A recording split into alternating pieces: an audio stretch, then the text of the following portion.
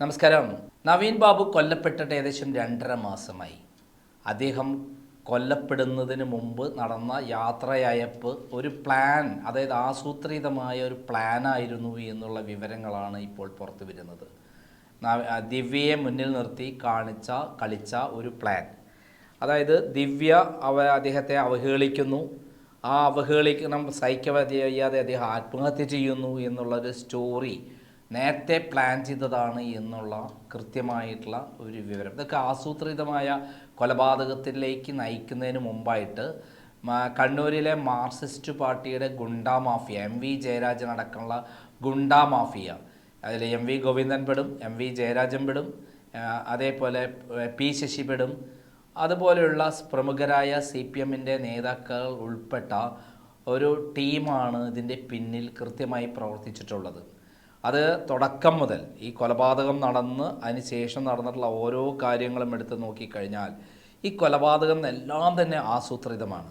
ഇത്രയധികം പ്ലാനോടുകൂടി ആസൂത്രിതമായൊരു കൊലപാതകം നടത്തുക, ആ ആസൂത്രിതമായിട്ട് തെളിവുകൾ നശിപ്പിക്കുക എന്നുള്ളത് ഉന്നത തലത്തിലാണ് നടന്നത്, ചെറിയ തലത്തിലല്ല. നമുക്കിവിടെ നോക്കാം. തുടക്കത്തിൽ തന്നെ നമ്മൾ മനസ്സിലാക്കേണ്ട കാര്യം, ഈ നവീൻ ബാബുവിനെ കാണാനില്ല എന്ന് പുലർച്ചയ്ക്ക് 5:30 മണിക്കാണ് ഭാര്യ വിളിച്ചു പറയുന്നത്. ചെങ്ങന്നൂർ റെയിൽവേ സ്റ്റേഷനിൽ ചെന്ന് അവർ കുട്ടികളെ സഹിതം ചെന്ന് ഭർത്താവിനെ കാണാൻ വേണ്ടി കൂട്ടിക്കൊണ്ടുപോകാൻ വേണ്ടിയിട്ടാണ് റെയിൽവേ സ്റ്റേഷനിൽ എത്തുന്നത്. ആ റെയിൽവേ സ്റ്റേഷനിൽ എത്തുന്നത് വരെ അവർക്കറിയില്ലായിരുന്നു നവീൻ ബാബു കൊല്ലപ്പെട്ടിട്ടുണ്ടെന്നുള്ള വിവരം. ഏകദേശം 5:30 മണിക്ക് അപ്പോൾ തന്നെ ഫോൺ വിളിക്കുന്നു, പരിഭ്രാന്തരായ ഫോൺ വിളിക്കുന്നു. അവർ ഓരോ ബോഗിയും, ട്രെയിനിൻ്റെ ബോഗിയിലും ഇറങ്ങി വരുന്നുണ്ടോ, നവീൻ ബാബു ഇറങ്ങി വരുന്നുണ്ടോ പരിശോധിക്കുന്നു. അതിന് ശേഷം അവർ നേരെ കണ്ണൂരിലേക്ക് കളക്ടറെ വിളിക്കുന്നു, അവർ ഗൺമാനെ വിളിക്കുന്നു, അതേപോലെ ഷംസുദ്ദീനെ വിളിക്കുന്നു. അവസാനം ഷംസുദ്ദീൻ അവിടെ പോയി പരിശോധിക്കുന്നു. അവിടെ നിന്ന് തുടങ്ങിയിട്ടുണ്ട് കൃത്യമായിട്ട് അട്ടിമറികൾ എന്താണെന്ന് മനസ്സിലാക്കാൻ. തലേ ദിവസം തന്നെ രാത്രി 11 മണി വരെ ഫോൺ ചെയ്തു എന്ന് പറയുന്നത് തന്നെ ഗൺ പോയിന്റിൽ വെച്ച് കൃത്യമായി ഫോൺ ചെയ്തതാണ് എന്ന് വേണം കരുതാൻ.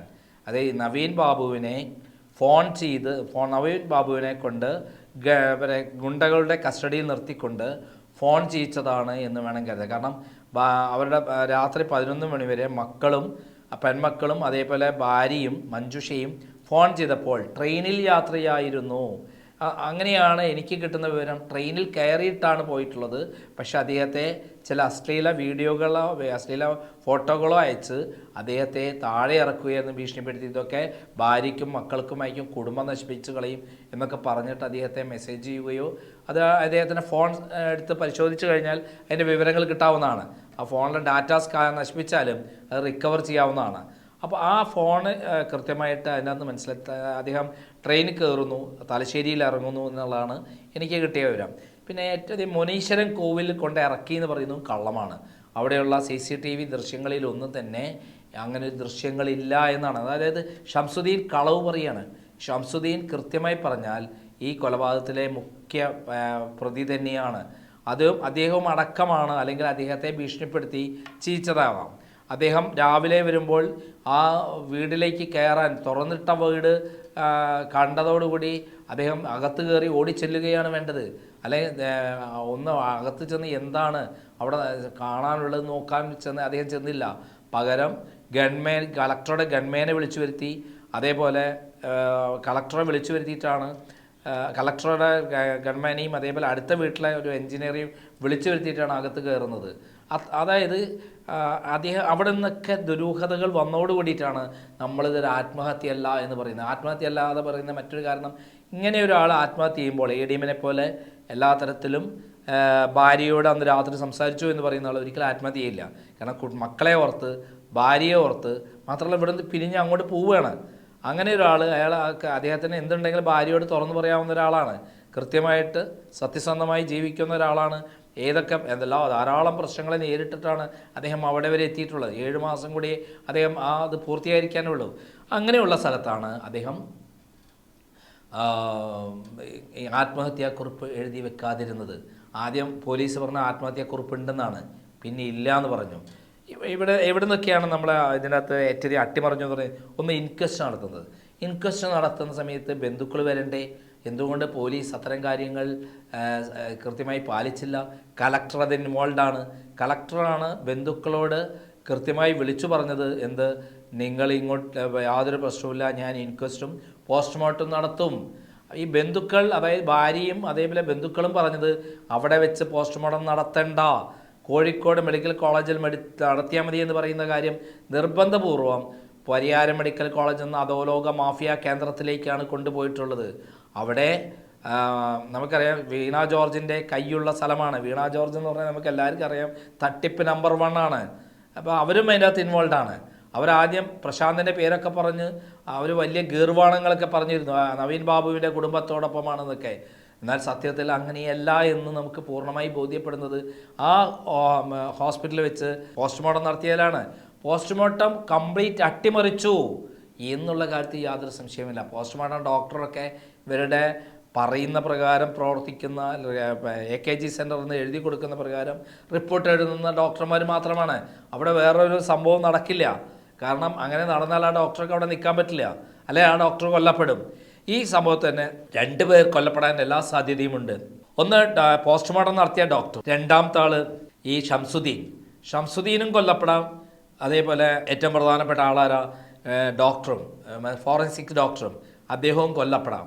ഈ 2 പേരും കൊല്ലപ്പെടാനുള്ള എല്ലാ സാധ്യതയുണ്ട്. കാരണം ഈ തെളിവുകൾ ഇവർ വഴിയാണ് ഇനി പുറത്താ വരാൻ പോണത്. ഷംസുദ്ദീൻ വഴിയും അതേപോലെ ഡോക്ടർ വഴിയും. പോസ്റ്റ്മോർട്ടത്തിലെ വൈരുദ്ധ്യങ്ങളെക്കുറിച്ച് നമ്മൾ ധാരാളം പറഞ്ഞു കഴിഞ്ഞു. അതിൽ എല്ലാ തരത്തിലും അട്ടിമറിക്കപ്പെട്ടു.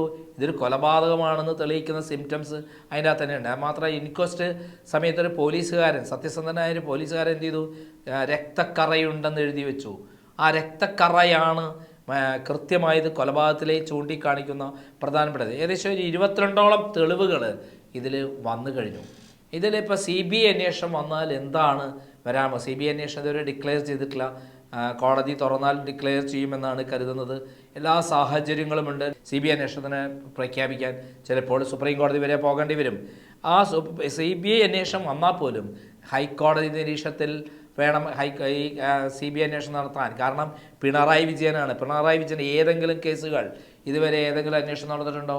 ലൈഫ് മിഷൻ തട്ടിപ്പിൽ അതിൻ്റെ ചെയർമാനായിരുന്ന പിണറായി വിജയനാണ് വടക്കാഞ്ചേരി പ്രളയത്തിൽപ്പെട്ട ആളുകൾക്ക് വേണ്ടിയുള്ള ഫ്ലാറ്റുകൾ നിർമ്മിക്കാനുള്ള തീരുമാനം പ്രൈവറ്റ് പാർട്ടിയെ ഏൽപ്പിക്കുന്നത്.